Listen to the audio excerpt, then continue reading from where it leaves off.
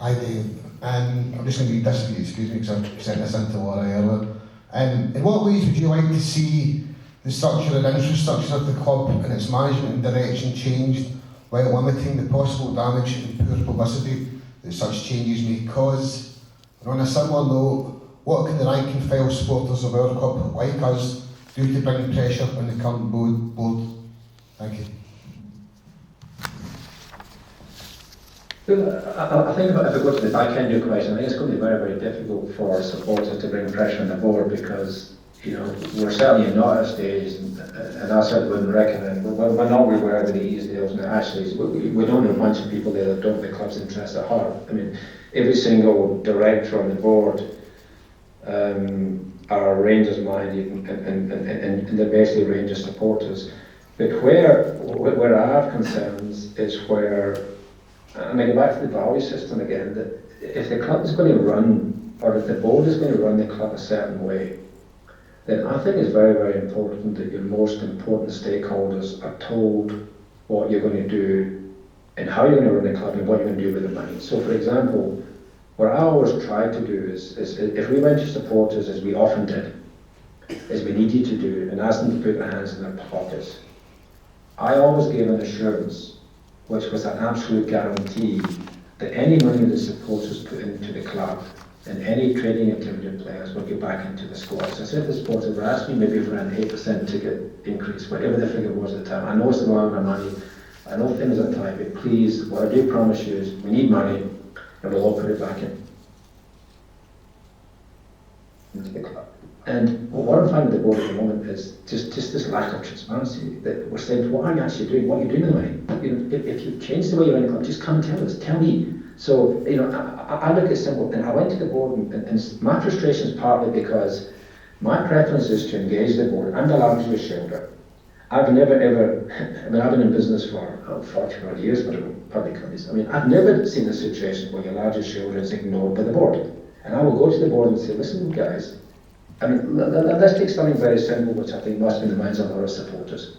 At the AGM last year, Stuart Roberts and Douglas Park said that the club was going to make a profit for this year just ended June 2022. That was a statement, public statement at the board meeting. They're going to make a profit the first time. Fantastic. That was good. We all welcome that. We all want financial stability. We won a league. We were competing. We were doing well for the next season. So that was all fantastic. But then look at what happened thereafter. After that statement was made, and I think it was early December, we sold Nathan Patterson. The figure 12 and it's more or less right, maybe rising up to 16. So we sold him. We then get through to the group, the knockout stages, we went all the way to the Europa League final, another 15, 17 million pounds. Aribo 23, maybe 26. Sorry, Aribo A maybe up to 12. 23.1 for Calvin Bassett, and you go on, and you're talking over £50 million. Now, no one has come to the supporters and said, listen guys, we've changed our view. The money's not going to go into the squad anymore. We're going to do whatever, we're going to sit on it. We'll keep it for, we think we're strong enough to win the league this year, we'll keep it. There's just no communication, you know, and I think that's just so important. And I think that's why we need changes. We need a board that doesn't spin doctor, that doesn't find, I mean, for example, that John Bennett gave an interview, and the purpose of the interview was to try and apologise to supporters and say, you know, we haven't communicated well, we'll do better in future. But in that very interview, he gave incorrect information. Now, somebody turned up and said, well, you know, I get the information from Douglas and I believe what the information was right and was wrong. But the fact is, you're kind of making an apology and giving incorrect information in the apology you're making. And I think what the board is not doing is not taking stakeholders into its confidence and saying, listen, this is what we're doing with the money. Yeah, we've changed our mind. When there is a ticket increase in future, we don't promise you we're going to put money into the squad. We might repay directors' loans, but just tell everyone what you're doing with the money. And when you stop doing that, and when you stop communicating honestly with your stakeholders, and I have a complaint from supporters. I mean, even at Seville, I must have met 1,000 people at Seville, and of the 1,000, I think every single 1,000, despite the fact we were at final, 1,000 of them expressed concerns about the club, expressed concerns about supporters being treated as customers. not being treated with respect, but treated as ATMs. That's Seville, and with the euphoria of Seville, there was still an undercurrent of a loss of trust. I think what this board has to do is reflect very, very honestly on its combination, who's on the board, and it's got to go back and regroup the supporters and start being honest again. And if you're not going to recycle the money back into the squad, tell supporters you're not going to do that. And then supporters can make their own minds up. But right now, we're all operating in the dark. And in this same situation you are, I ask them questions, and I say, we've a stated policy, after the regime change, we need to have commitments to supporters as to how we run the club on a joint basis.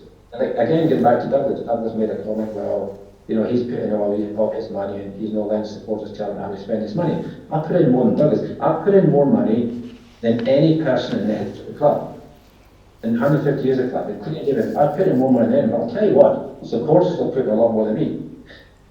The supporters put more money in the club than any investor, and always have done. So it's not right for one investor to say, I put in X million, therefore I trump the supporters. You never ever trump the supporters. And just be honest with the supporters. Tell them what you're doing with their money. And then they'll still back you. Rangers supporters will always back you. They always will. But just tell them what's going on. And that's what we're not getting from this board. You spin doctrine from this David Graham character. And this board needs to reassess itself and get back to being honest with supporters. Good evening, Dave. Across here there's rumours that a Kyle Fox from America wants to put in a fair amount of money into Rangers. Is she just another Mike Ashley in a dress? Or what's the situation here? She's a lot prettier than Mike Ashley in a dress, I can tell you that. Kyle, I've only met her once. When I was over to Italy in the summer, she asked if she could come over and meet me. She flew over to Italy. We chatted for about 40 minutes. She took me through her plans. And the best I can say from that 40 minutes meeting is that she herself is more of a coordinator, I think, of funds. But I do think that she has a genuine appetite, if she can find a way around it, to invest in the club and bring some serious investment into the club and to try and modernise the club a little bit. Because if you look at where we are now, we've kind of recovered. Despite the concerns we have at the moment, there's no doubt the club has come a long way and we're kind of back to where we should be. At least we're fighting about football issues and how to spend our money. But we still have to go forward. We cannot stagnate at this level in Scottish football the way we're going at the moment. And I do think we could do with a new injection of people onto the board, and I think a new injection of money, because I don't think that the current composition of the board has a lot of scope to increase in investment. So if we are going to kick the club on a little bit into other areas, into gaming opportunities and other financial opportunities, which will be important financial sources for the team on the pitch, I think we need different ideas. And I think Kyle is one such a person. Whether she's the right person, I can't say. But she's certainly, she's not a charlatan. I think she's someone that has to be taken seriously. But to be taken seriously, she's got to come and make a full presentation to the board and to the supporters and explain, where she is, what she is, and what's behind her. And none of us have seen that yet. But I certainly wouldn't discount her completely. But I think there's a long way to go before I think I'd regard her as being a credible person. But I certainly wouldn't discount her.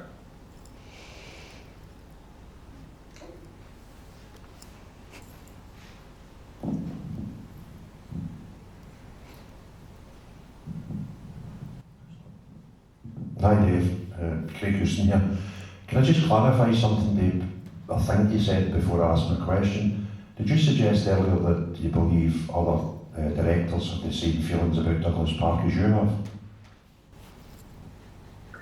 Absolutely, I've got no doubt about that.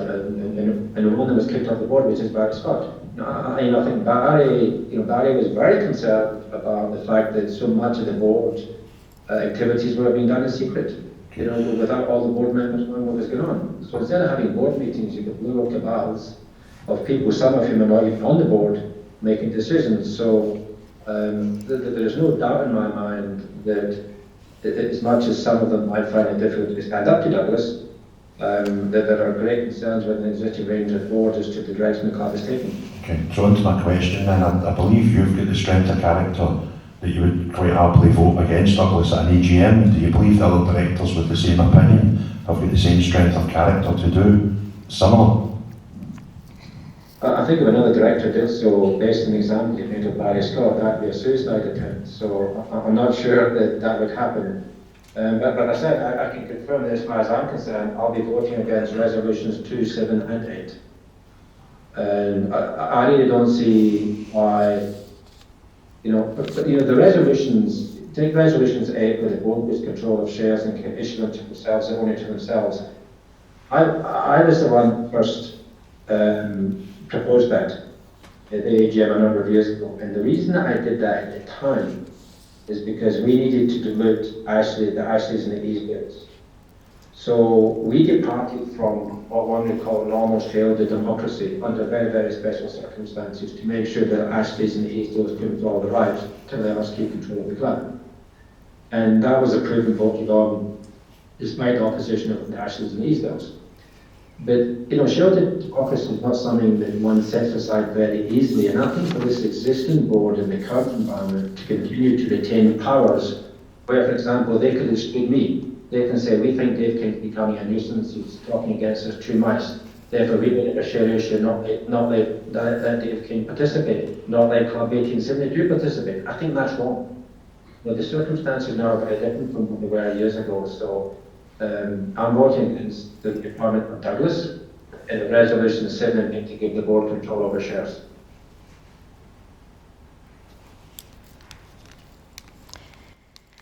Okay, I'll just put some questions to you, Dave, that have come in again by email. And this block of questions, if you like, relate to board and investment matters. Hi Dave, this is from Brian Campbell. Hi Dave, thanks again for what you have done for the club to this point. I consider you and those who saved our club as very prudent businessmen, and as such, you obviously always plan for contingencies. That being said, what is your contingency plan for your shareholding should Club 1872 not meet the commitment and timeline that you have all agreed to in the past? I don't have a contingency plan there for Bank contingency plan. I'll continue to own the shares and I'll continue to vote them to work in the best interests of the club. I deeply hope that over time, Club 1872 are in a position to take over the shares, because I still genuinely believe, and I think the fact we even have these conversations today indicates that we do need more shareholder in the club, because all of the issues we have right now, where is the shareholder voice? And when the club starts treating in a certain way, what can shareholders do? And certainly none of us want to the days of boycotting, not trying to get nothing should happen that drastically again, but I really strongly feel that the extent to which Club 1872 doesn't acquire shares, I'll continue to hold them unless some other investor comes along who we all collectively believe can take the club forward. But at this stage, my fervent hope is that my shares all end up in the hands of Club 1872. Okay, so the next couple of questions in that block were about Kylie Fox, so I think you've already answered those questions. Stan Murdoch has asked, why did you voice a vote of no confidence last November in the current custodians of our football club? What did you foresee that we did not? I know you've already touched on, I think you've answered that already, but if you want to get back into that specifically, that's the question from Stan Murdoch. Yeah, I mean, the fact is, in my view, in this conversation, I was already having concerns about what I was doing in the club. And these concerns were in fact 2 years ago, where some of the things that Mark Douglas was doing are unacceptable, outrageous, like the treatment of ex-players, treatment of me, the treatment of supporters, and I would have voted against Douglas to be appointed years ago, but I just felt that would be a shame. I felt that we were chasing people out, and I didn't want to do anything that would disrupt the club at that point in time. So what I did that year is I just didn't go for the club. Because I couldn't honestly vote for hard work, nothing money for investment. And it was only a year later when Graham came up. I thought, look, I'm a shareholder. I can't keep feeling how to vote my shares, but that's also not democratic. And I felt as a business trader, my money where my mouth is, and use my vote to go along with what my concerns were, which just the club was heading in the wrong direction. I didn't like the way Steve was forced off the club. Again, that was when Ray was like, that's not the way we treat our managers. It's not the way we treat people that delivered a title for us. And I just felt I couldn't on the sidelines and not vote with my conscience. Okay, so the next question was about Resolution 8. So you've indicated already that you won't be voting for it, and that was the final part of that question. But Callum Reid has sent in a question. I'd like to know what Mr King thinks about Resolution 8 at the upcoming AGM, which gives the board 5 years in which they can allocate as many shares as they like to whoever they like at any price they want without seeking approval from shareholders again. Whilst I know the club might need inward investment again in the future, this really concerns me as it is so broad. It also doesn't match with the board telling us that the club is and should be self-sufficient from this point. Should this resolution not at most be an annual approval? I was certainly happy with that. My starting point is that in terms of shareholder democracy, I can't think of what existing shareholders of the club that they want to exclude in the sense of let me club 1872. So I see reasons that you don't at all. And if there is an emergency that they foresee, which I can't imagine, then I take the point that let's do it year by year. I certainly wouldn't give them, I wouldn't give them any, honestly, definitely not 5 years. Okay, another question on the AGM from Craig Robertson, who asks, can Dave give us his views on the AGM resolutions if he's willing to? I would be particularly interested to know if he believes that Club 1872 and other shareholding supporters should vote for the re-election of Douglas Park. Well, what I can say is I'm not voting for that. I believe it depends on the leadership and the board and the executive. Then I feel for next year's time, I don't mind just this year, but I think we could be again in a number of years trying to start something in a row. And the thing is, the situation is recoverable. And I think we could be back winning the cup. The way things are going at the moment, I feel for next year, never mind this. And unless changes are made that we need, that's the leadership of the board and leadership and executive of the club. And I fear there may be a stagnation for a long time to come. Okay, thank you. A more specific question on the issue we've just addressed there comes from Davy Stevenson.